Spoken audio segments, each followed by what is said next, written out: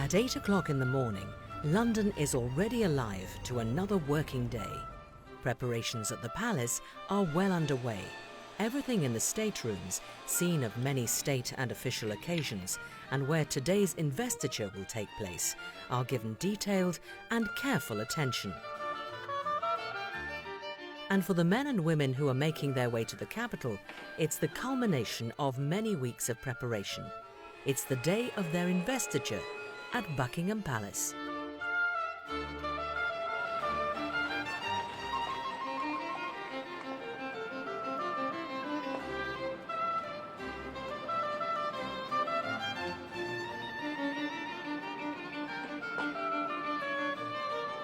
A short walk from Buckingham Palace at St James's Palace is the central chancery of the Orders of Knighthood. It's part of the Lord Chamberlain's office and is responsible for governing the orders of chivalry and maintaining the records of all appointments within each order. They also take the lead in organising investitures and the sending out of invitations, together with warrants signed by the King. Let's run through the investiture at Buckingham Palace on Thursday the 10th. Can you confirm the number of recipients we're at now? Yeah, we've got 63 now. And how many for accolade and insignia? We've got 5 knights. Okay, thank you very much. When the various insignia arrive from the manufacturers, each decoration is very carefully scrutinised for blemishes and then stored in the central chancery's vaults to await its recipient.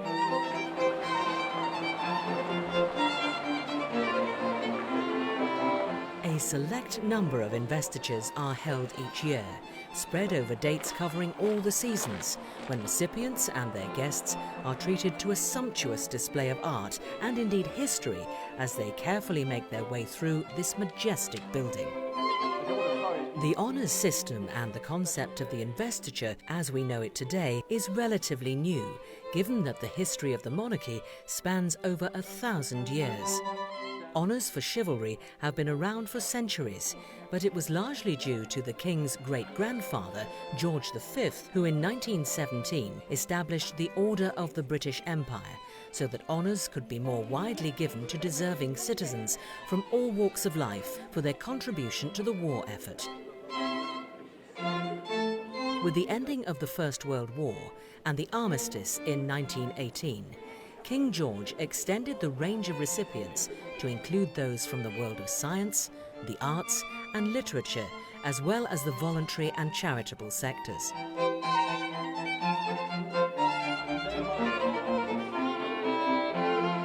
Many countries in the world today have honours and awards of one sort or another, but nowhere is the bestowing of titles and decorations performed in such splendid surroundings and with such grace, style and ceremony.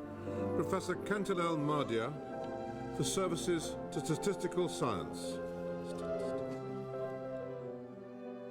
I think one of the most important aspects of an investiture is to be able to reward in a suitable way the selfless service and dedication of so many of these remarkable people. People who've dedicated their lives in all sorts of sort of unseen areas. I'm aware, only too aware, that for the vast majority of people who come to investigate, it is a very important moment in their lives when they've been given an honour and a reward and a thank you for all the marvellous things they've done. When talking with the recipients at these investitures, I'm reminded of all of the great things that they have done to earn their awards, the long service that they have given throughout their working lives, the considerable achievements they have reached, and the selfless commitments they have made to their communities. Those who have deserved recognition do get reached by the honour system, and I've met many of them in my travels around the UK and elsewhere. I hope that the example set by these naturally generous and determined people will not be underestimated, and especially that they will have enjoyed the experience of today.